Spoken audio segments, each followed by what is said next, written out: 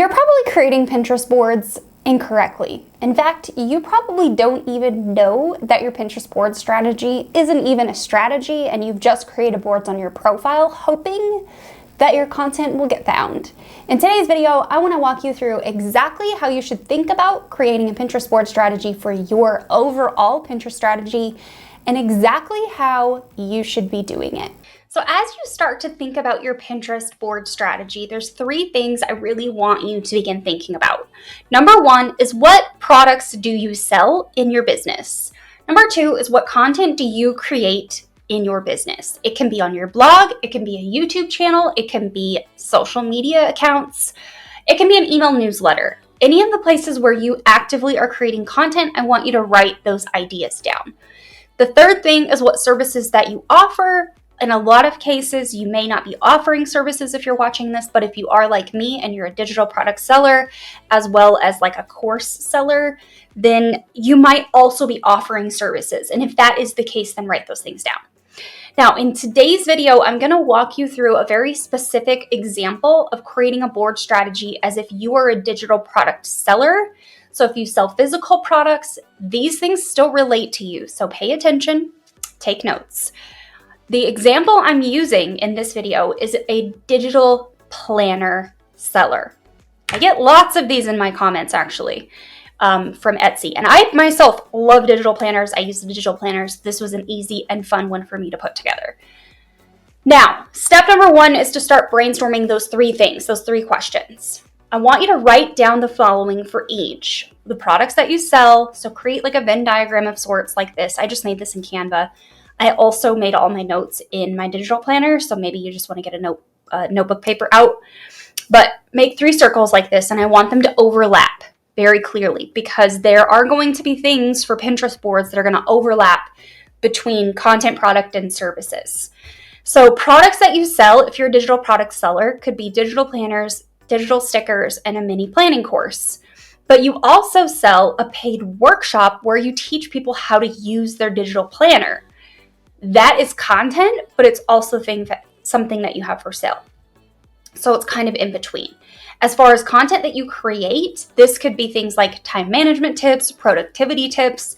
Like I said, if you have content on YouTube, an email newsletter, Instagram, TikTok Reels, YouTube Shorts, wherever, if you are creating content teaching people about your product in order to sell your product, write those things down. Now, in the middle of all of this, you will notice a little section where all 3 overlap, and those are generally additional things that I'm thinking about, additional boards that I'm thinking about creating for. And those are things like notes, tools, resources. Why did I say notes? I'm not really sure. I think I meant to say good notes, but they're things like tools, resources, just anything extra that the community might like, inspiration, things that kind of overlap all of it. Now, in the middle of products that you sell and services that you offer could be something like a membership program, like what I offer, Pin Profit Academy. That is in between. It's a product I sell, but it's also a service that I provide because I do a lot of one-on-one work inside of that container. As far as services that this person could sell, it could be like services that you offer inside of your business and systems that you set up. So I want you to go through this exercise and visualize all of these things. And now I'm going to take you into what it looks like and what boards you would want to create for these topics. So as we begin to think about converting these topics into boards on your profile, you want to look at different groups of boards. So they really fall into 3 categories, but the third one could even be a 4th. There could be a 4th. So product boards are things that are going to directly sell your product. These are search terms and product terms that people are looking for that are directly related to the product. So in my case, digital planners for students, good notes planners, and digital planner stickers. Those are 3 product-based boards that I could create on a profile selling digital planners that would attract my audience, but also sell my product. The second topic is content-based boards. These boards are going to support the content that you create, but are not necessarily product-focused.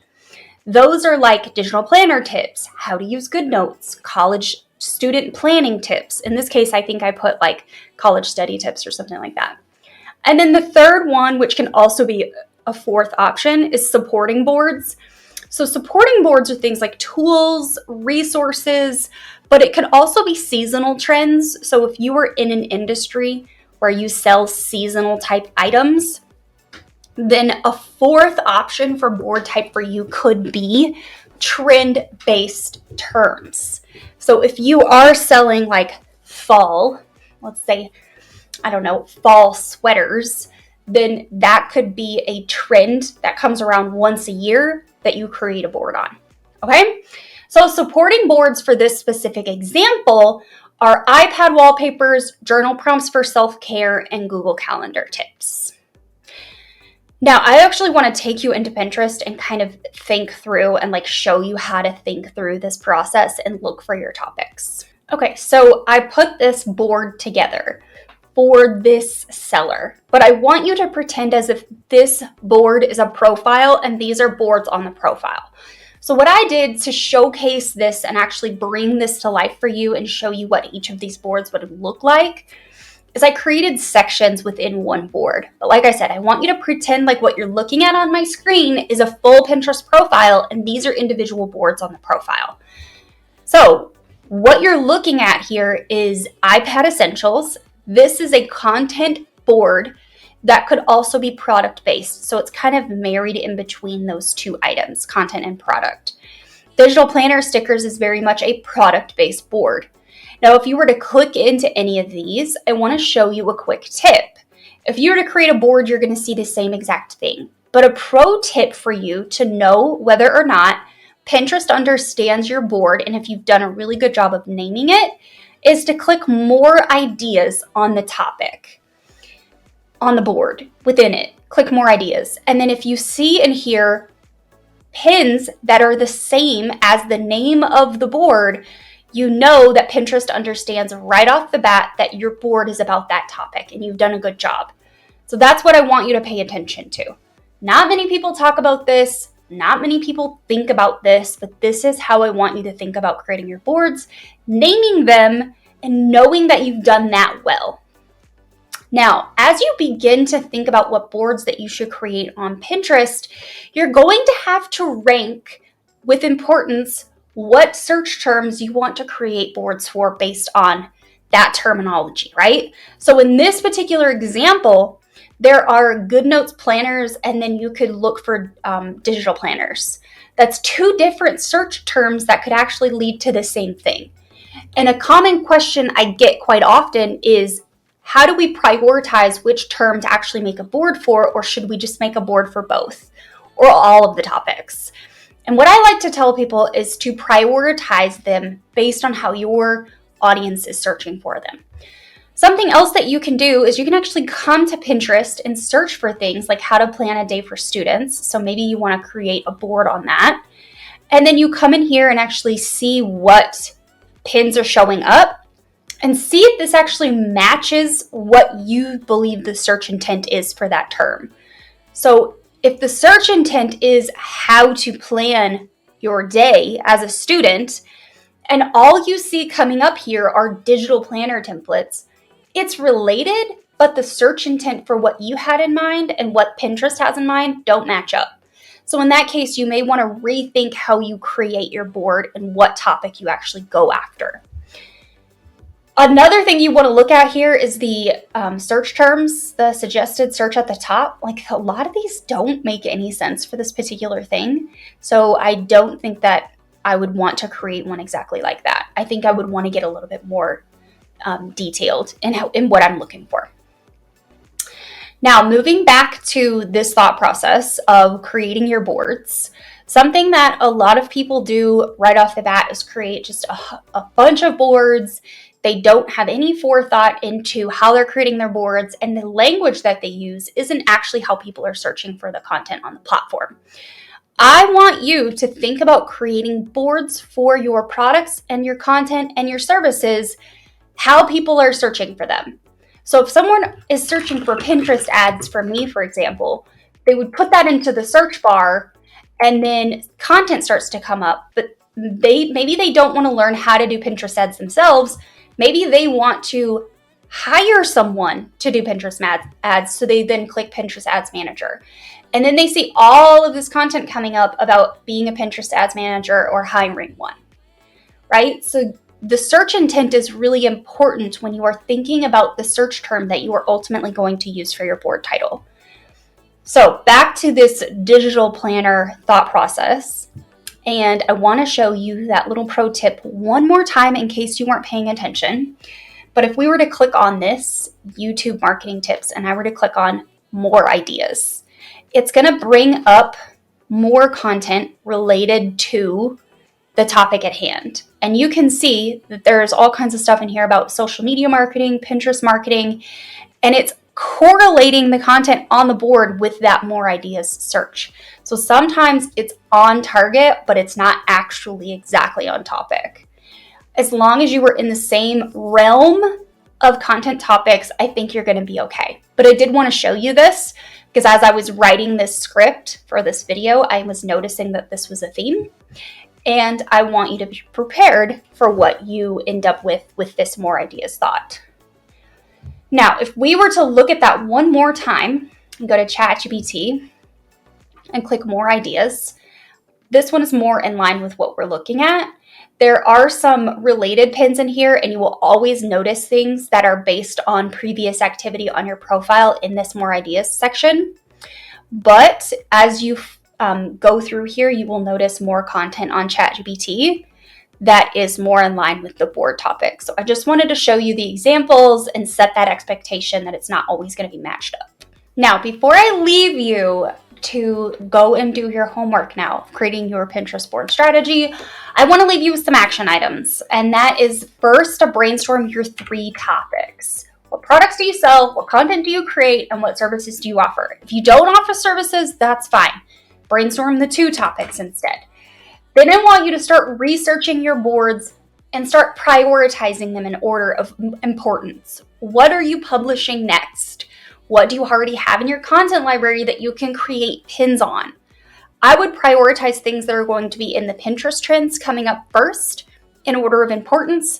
And then after that, the pillars of content that you create in your business all the time deserve a dedicated board on your profile. Then after that are your supporting boards. Are there any trend-based boards, tools that you could create? For example, for this digital product seller, I could create a board on how to use Notion or how to use Notion and digital planners together. I could also create a board on alternatively to GoodNotes on Notability, because a lot of people, including myself, also use that note-taking app. I could create boards on iPad things, tips, tricks, hacks, whatever.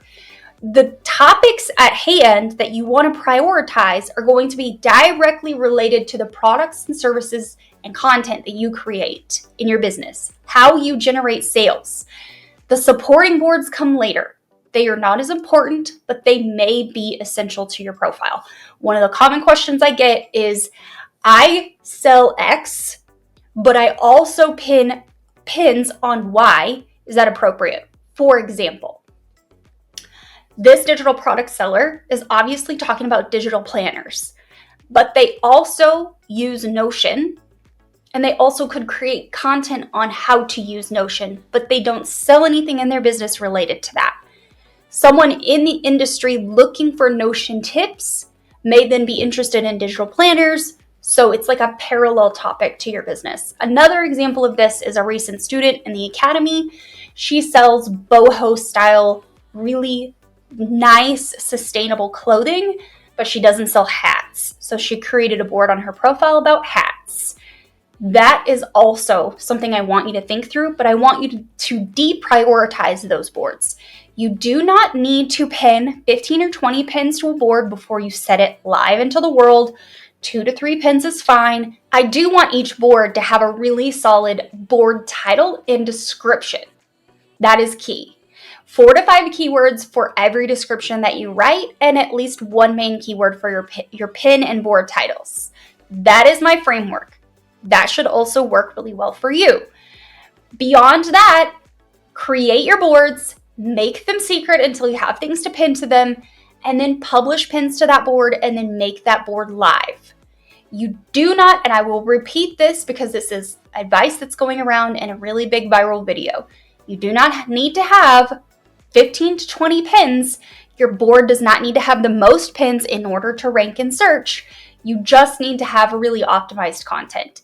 If you are at all confused about how to create an SEO optimized Pinterest strategy, make sure you watch my Pinterest SEO video that I did recently because I cover some of those details about boards. Now, beyond that, you might be asking yourself, why the hell are you sharing all of this information on YouTube for free? I do it for two reasons. Number one, I like sharing information that no one else is talking about. Number two, I'd like to show you how I can help you further. And if I give you a taste of what I can do inside of my really low-cost membership, then that's more incentive for you to come and join us. And that's more reason that I can help you. So what's inside is a full organic Pinterest course, a Pinterest ads course, a Pinterest workflow course, so we cover all of our bases, a template library, we do monthly deep dives, we have coaching calls, and that's literally just scraping the surface. There are actually like 15 on-demand courses inside of my membership. It starts at $37 a month.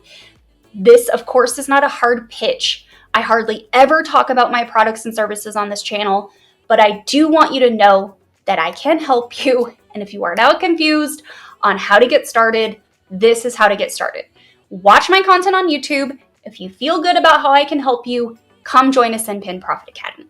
All right, now that you know how to create a Pinterest board strategy for your brand, you're gonna need to know how to create Pinterest boards that are optimized. In order to do that, I want you to go and watch this video.